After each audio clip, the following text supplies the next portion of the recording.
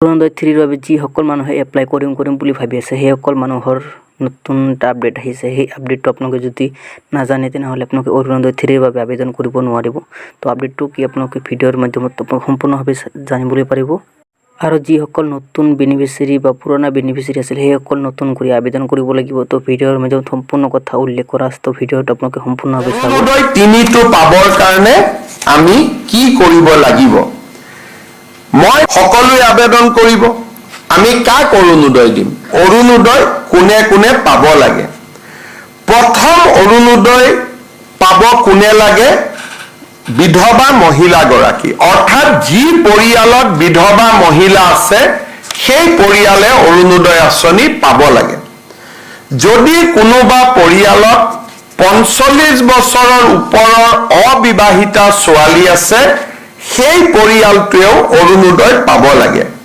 কোনোবা পৰিয়ালত যদি বিবাহ বিচ্ছেদ হোৱা মহিলা আছে সেই পৰিয়ালটোৱেও অৰুণোদয় পাব লাগে।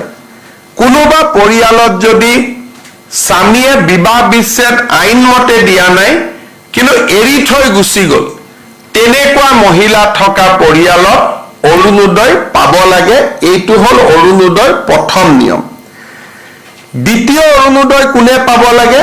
কাৰোবাৰ ঘৰত যদি তৃতীয় লিংগৰ ব্যক্তি আছে, পুৰুষ আৰু মহিলাৰ পিছত আৰু এটা লিংগ থাকে উভয় লিংগ, উভয় লিংগ থকা পৰিয়ালতো অৰুণোদয় আমি দিব লাগে।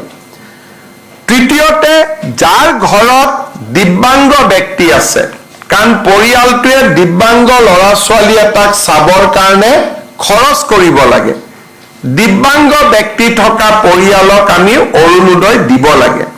তৃতীয়, চৰকাৰী বৃদ্ধাশ্ৰমত যিসকল আইতা থাকে সেই আইতাসকলক আমি অৰুণোদয় দিবই লাগে।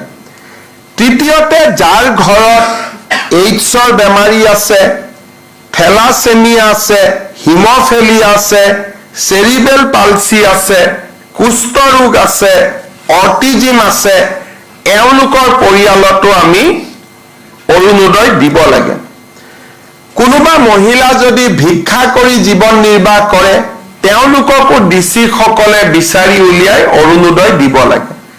আৰু এইখিনি মহিলাক অৰুণোদয় দিয়াৰ পিছত যিখিনি বাকী থাকে সেইখিনি যাৰ